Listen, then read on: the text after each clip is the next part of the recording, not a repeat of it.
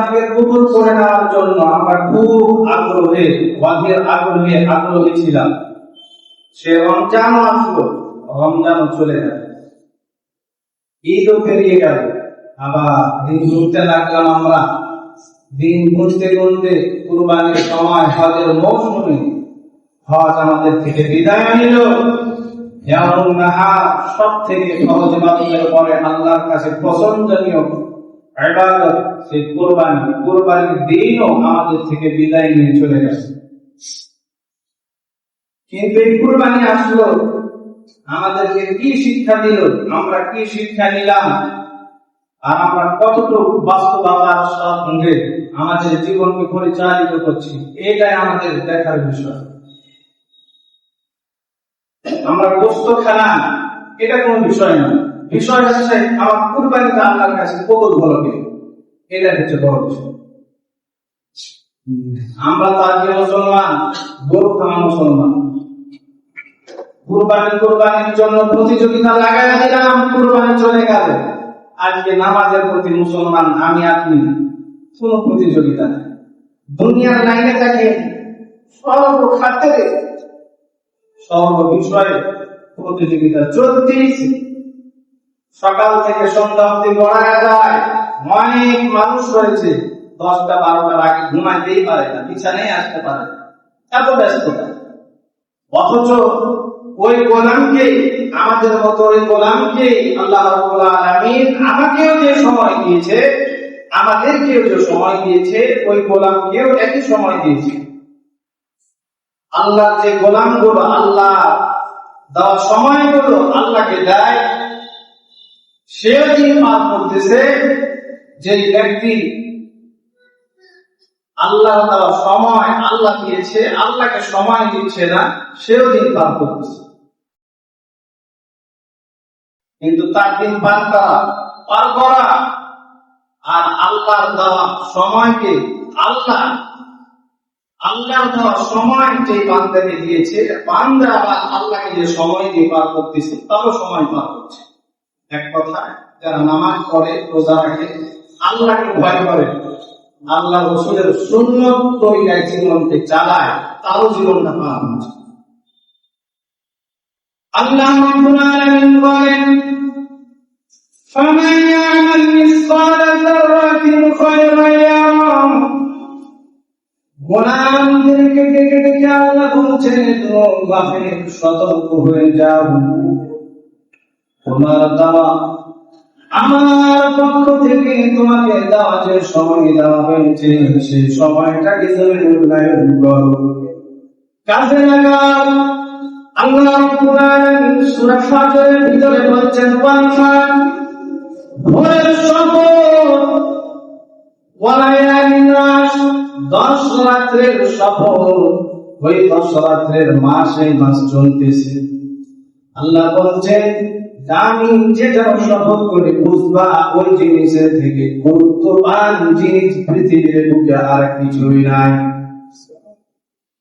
ভোরের শপথ মানে সাদিক যখন হয়ে যায়, আল্লাহ এই সময়টাকে কত কদর করতেছে। আল্লাহ নিজে শপথ করছি। শপথ মানে কি বুঝেন? আমরা গ্রাম্য ভাষায় যেটাকে কিরা বলি না, সেই একই শব্দ। এটা হচ্ছে গ্রাম্য গাইয়ার ভাষা, আর এটা হচ্ছে সাধু ভাষা, ওদের শব্দ। আল্লাহ বলছেন, কাফের সতর্ক হয়ে যাও, তোমার প্রতিনিধি পর্যবেক্ষণ যে করতেছে তিনি কে? আল্লাহ তাআলা বলেন, গোপনে শুধু তাই নয়, তুমি মনে করতেছো দুনিয়ার জিন্দেগি এখানে শেষ। না না, আমি আল্লাহ সামান্যতম দুনিয়ার জিন্দেগিতে তোমাকে দিয়েছি।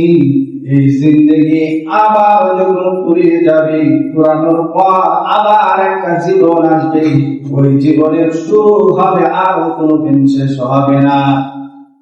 কাইফা তাকফুরুনা বিল্লাহ ওয়া কুনতুম আমওয়াতান ফাআহইয়াকুম।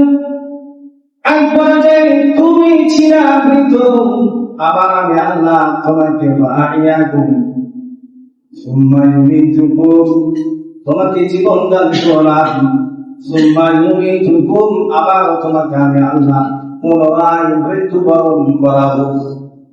সুম্মা ইলাইহি তুরজাউন, শুধু তাই নয়, আবার তোমাকে আমি আল্লাহ, আমি রব, আমার কাছে ফিরে আসতে হবে। গোলাম, এই সমস্ত বিষয়গুলোকে তুমি মূল্যায়ন করো, আমার দেওয়া সময়কে তুমি মূল্যায়ন করো। সময়কে যদি তুমি মূল্যায়ন করো, সময় তোমাকে মূল্যায়ন করে পৃথিবীর বুকে তোমাকে সম্মানিত করে দিবে। যারা আল্লাহ রাস্তায় সময় লাগিয়েছে, আল্লাহ রাসূলের পদক অনুসরণ করতেছে, নবীর সুন্নাত জীবনে ধারণ করার চিন্তা ফিকিরে সর্বদাই ব্যস্ত থাকে, যদিও দেখা যায় দুটো খায় সাময়িকভাবে, কিন্তু আল্লাহ রাব্বুল আলামিন সম্মানটা ততবার বৃদ্ধি করে দেন। এটাই বাস্তবতা, কিন্তু আমরা মানতেছি না। আমরা আল্লাহকে দেখাচ্ছি আল্লাহ আমি ব্যস্ত, অথচ আমি ব্যস্ত করে আমি নিজেই নিজেকে ধোঁকায় ফেলতেছি। আর আমরা চালাক মানুষ মনে করে আল্লাহকে ধোঁকা দিচ্ছি না, আমি নিজেই নিজেকে ধোঁকা দিচ্ছি।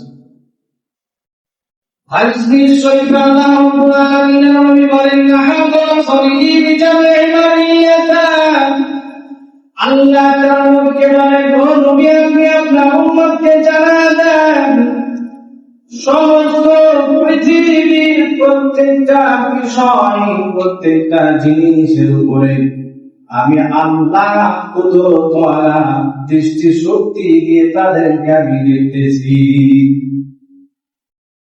তাদেরকে আমি পর্যবেক্ষণ করতেছি। অথচ আমরা এই তো কয়েকদিন আগে কুরবানি দিলাম, কুরবানির জন্য প্রতিযোগিতা লাগাইয়া দিলাম, নামাজের কোনো পরোয়া নাই। গোশত খাওয়া মুসলমান, গোশত শুধু খায় আর আল্লাহর কথা স্মরণ করে না, আল্লাহকে ভুলে থাকে। আল্লাহ বলছেন, গাফের খবরদার, তুমি এইরকম মনস্পৃষ্টতা করো না, তুমি এইরকম চিন্তা ফিকির করো যে আল্লাহ রাব্বুল আলামিন আমাকে সময় দিয়েছে, সেই সময়ের যদি আমি মূল্যায়ন না করি, এমন একটা সময় আসছে যে সময় ধরবে আর কাউকে ছাড়বে না। ওমা হুয়া বিমাইয়িত, ওই সময় যখন আল্লাহ রাব্বুল আলামিন ধরে ফেলবে, আল্লাহর কাছে বারবার অপরাধ করা হবে, ও মালিক, আর কিছু সময়ের জন্য আমাকে দুনিয়াতে পাঠায় দাও। দুনিয়াতে যদি আমাকে পাঠায় দেন, যে সমস্ত পূর্বে নিয়ামতগুলো দিয়েছেন, সেই নিয়ামতগুলো যদি আবার আপনি আমাকে দান করেন, সমস্ত নিয়ামতগুলো আপনার শুকর আদায় করে যা কিছু আমাকে দিয়েছেন ফি সাবিলিল্লাহ, আপনার রাস্তায় সদকা আমি করে দিব। ওমা হুয়া বিমাইয়িত, আল্লাহ বলবেন, খবরদার, একে আর সময় দেওয়া, কাউকেই সময় দেওয়া হবে। তোমাকে লম্বা সময় দিয়েছিলাম, সেই সময়টা তুমি কাজে লাগাবে, যদি আবার সময় দিই তুমি আবার কাজে লাগাবে। আল্লাহ তো জানেন। আল্লাহ বলছেন, ওয়াসিরু কওলাকুম, গোলাম কান খাড়া করে ভালো করে শোনো, দুনিয়াতে যেই কথাটা জোরে কিংবা আস্তে বলি, আস্তে আস্তে বলি, ওয়াসিরু কওলাকুম, আস্তে আস্তে বলি, আর মনে মনে বলি, কিংবা কানে কানে কারো বলি, আবিধাবি অথবা উচ্চ আওয়াজে যদি আমি বলি, আল্লাহ বলছেন সেই সমস্ত কথা তোমার কাছে পরিষ্কার, কোন কথা গোপন নয়। আস্তে বলো কিংবা জোরে বলো, তুমি যেইভাবে বলো, যে কায়দা তুমি অবলম্বন করো, যে পন্থা তুমি মনে মনে আঁকো, সমস্ত কিছু আমি আল্লাহ দেখতেছি, শুনতেছি, পর্যবেক্ষণ করতেছি। ইন্নাহু আলিমুম বিযাতিস সুদূর, তাই নয়, শুধু তাই নয়, তোমার মনে মনে কি আঁকো, কোন কথা বলো, তোমার অন্তরের প্রধান কেমন দুগ্ধকি দুগ্ধ করে, ওই দুগ্ধকের আওয়াজ আমি আল্লাহ শুনতেছি। প্রধান করে না আমাদের অন্তরটা স্পন্স করে, হাতটা, রক্তের যে রক্তধারা রগে রগে প্রবাহিত, আল্লাহ বলছেন সেই শব্দটা আমি আল্লাহ শুনছি। আল্লাহ বলছেন, কাফের, এই সমস্ত জিনিস থেকে তুমি সতর্ক হও। অথচ তোমাকে দিলাম কুরবানি, তুমি কুরবানি করবা। ওয়ালাকি ইয়ানালুহু তাকওয়া, তোমার অন্তরের ইখলাস নিয়ে, খোদা বিরুনি, আল্লাহ, আমি আল্লাহকে ভয় করি। অথচ এখন আমাদের সমাজে রয়েছে মান যাবাহা বিগাইরিল্লাহ, আল্লাহর নামে কুরবানি করা হয় না। লিস্টি ধরে ধরে বংশ শুদ্ধ, বাপের নাম শুদ্ধ, গোষ্ঠীর নাম শুদ্ধ বলা হয়, তারপরে জবাই কর। আল্লাহ বলছেন মান যাবাহা, তুমি জবাই করলা বিগাইরিল্লাহ, আল্লাহর নামে বাদ দিয়ে, আল্লাহর নাম বাদ দিলা, ওটা কোনো কিছুই হলো না, হারাম হলো, গোশত খেতে পারবা। এখন অনেক জায়গায় যে প্রথাগুলো রয়েছে, অথচ আল্লাহ বারবার কত মসজিদ, কত ইমাম সাহেব